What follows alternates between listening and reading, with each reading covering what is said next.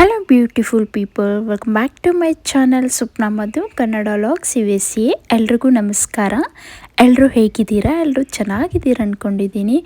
ಇವತ್ತಿನ ವಿಡಿಯೋದಲ್ಲಿ ಎಷ್ಟೋ ರುಚಿಕರವಾದ ಮತ್ತು ಅದೇ ರೀತಿ ಆರೋಗ್ಯಕರವಾದ ಒಂದು ರೆಸಿಪಿಯನ್ನು ನಿಮ್ಮ ಜೊತೆ ಶೇರ್ ಮಾಡೋಣ ಅಂತ ಇಲ್ಲಿ ತೋರಿಸ್ತಾ ಇದ್ದೀನಿ.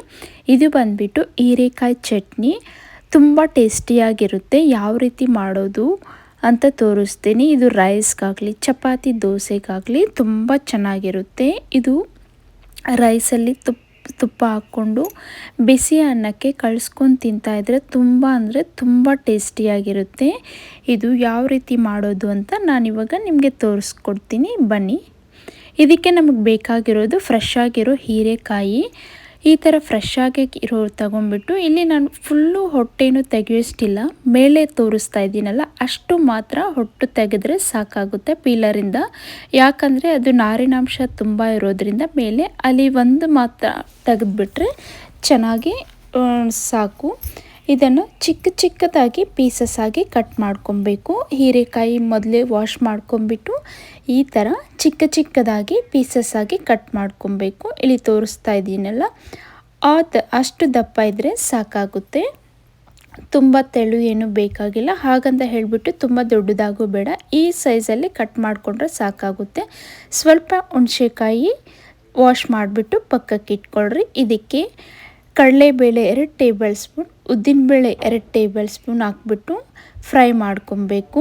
ಈ ಥರ ಆಯಿಲಲ್ಲಿ ಒಂದು ಒಳ್ಳೆ ಸ್ಮೆಲ್ ಬರೋವರೆಗೂ ನಾವು ಲೋ ಫ್ಲೇಮಲ್ಲಿ ಇಟ್ಕೊಂಡು ಫ್ರೈ ಮಾಡ್ಕೊಬೇಕು. ಅದೇ ರೀತಿ ಇಲ್ಲಿ ಹಸಿಮೆಣಸಿನ್ಕಾಯನ್ನು ಸೇರಿಸ್ಬಿಟ್ಟು ಈ ಆಯಿಲಲ್ಲಿ ಇದ್ರ ಜೊತೆನೇ ಫ್ರೈ ಮಾಡ್ಕೊಬೇಕು. ಹಾಗೆಯೇ ಸ್ವಲ್ಪ ಕರಿಬೇವಿನ ಸೊಪ್ಪನ್ನು ಸೇರಿಸಿ ಈ ಆಯಿಲಲ್ಲೇ ಫ್ರೈ ಮಾಡ್ಕೊಬೇಕು. ಆವಾಗಲೇ ನಮಗೆ ಟೇಸ್ಟ್ ಅನ್ನೋದು ತುಂಬ ಚೆನ್ನಾಗಿರುತ್ತೆ. ಇವಾಗ ಈ ಫ್ರೈ ಆಗಿರೋ ಎಲ್ಲನೂ ಒಂದು ಪ್ಲೇಟ್ಗೆ ಪಕ್ಕಕ್ಕೆ ಇಟ್ಕೊಬೇಕು.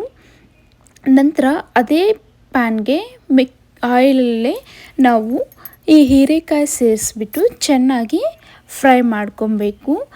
ಮೀಡಿಯಮ್ ಫ್ಲೇಮಲ್ಲಿ ಇಟ್ಕೊಂಡು ಫ್ರೈ ಮಾಡಿಕೊಂಡ್ರೆ ಸಾಕಾಗುತ್ತೆ.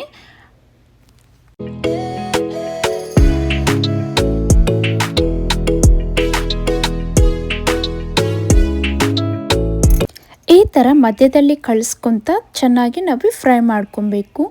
ಈ ನಂತರ ಸ್ವಲ್ಪ ಉಪ್ಪು ಸೇರಿಸ್ಬಿಟ್ಟು ಅದೇ ರೀತಿ ಸ್ವಲ್ಪ ಅರಿಶಿಣ ಪುಡಿ ಸೇರಿಸ್ಬಿಟ್ಟು ಚೆನ್ನಾಗಿ ಫ್ರೈ ಮಾಡ್ಕೊಳ್ರಿ.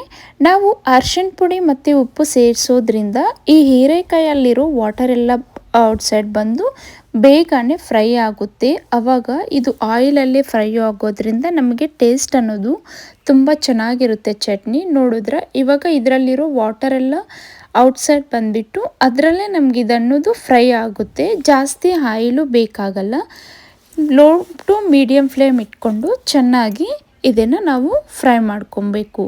ನೋಡಿದ್ರೆ ಈ ರೀತಿ ನಾವು ಫ್ರೈ ಮಾಡ್ಕೊಬೇಕು. ಈ ರೀತಿ ಫ್ರೈ ಮಾಡಿದ ನಂತರ ಇದಕ್ಕೆ ಕೊತ್ತಂಬರಿ ಸೊಪ್ಪು ಸೇರಿಸ್ಬಿಟ್ಟು ಒಂದು 10 ಸೆಕೆಂಡ್ಸು ಫ್ರೈ ಮಾಡಿಕೊಂಡ್ರೆ ಸಾಕಾಗುತ್ತೆ. ಕೊತ್ತಂಬರಿ ಸೊಪ್ಪೇನು ಜಾಸ್ತಿ ಹೊತ್ತು ಫ್ರೈ ಮಾಡ್ಕೋ ಅವಶ್ಯಕತೆ ಇಲ್ಲ. ಜಸ್ಟ್ 10 to 15 ಸೆಕೆಂಡ್ಸ್ ಫ್ರೈ ಮಾಡಿದ್ರೆ ಸಾಕಾಗುತ್ತೆ. ಟೇಸ್ಟ್ ಅನ್ನೋದು ತುಂಬ ಚೆನ್ನಾಗಿ ಇರುತ್ತೆ. ನೋಡಿದ್ರೆ ಈ ಥರ ಫ್ರೈ ಆದರೆ ಸಾಕಾಗುತ್ತೆ.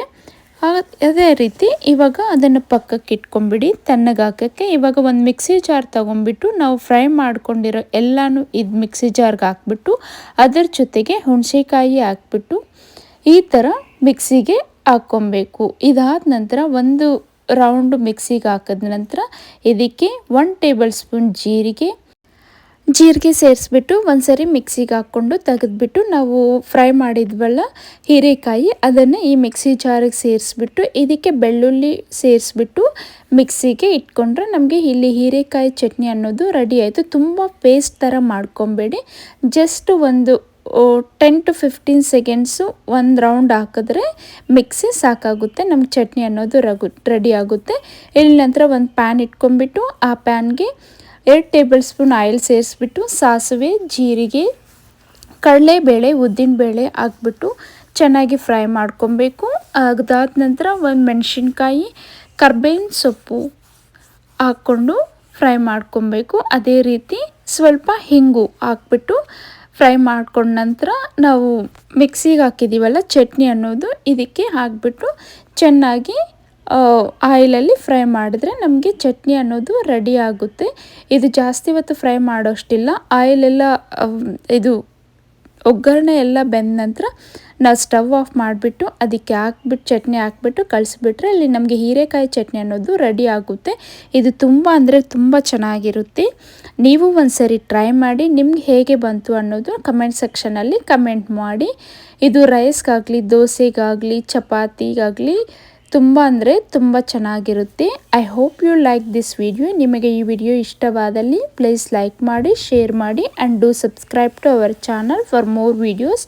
ನೀವು ನಮ್ಮ ಚಾನಲನ್ನು ಫಸ್ಟ್ ಟೈಮ್ ನೋಡೋದಾದರೆ please do subscribe and support me. Thank you for watching. See you in the next video. Bye by.